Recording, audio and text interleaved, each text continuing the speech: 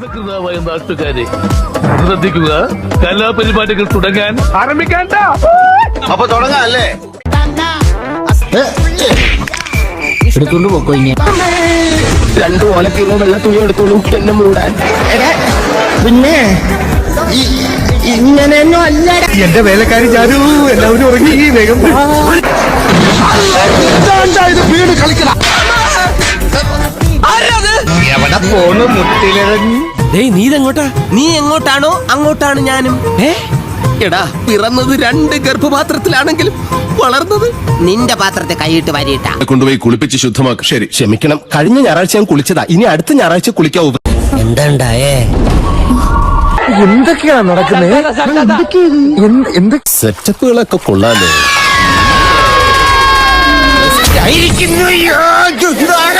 അള്ളിപ്പിടിച്ചിരിക്കുന്ന താഴെ ഇറങ്ങണം.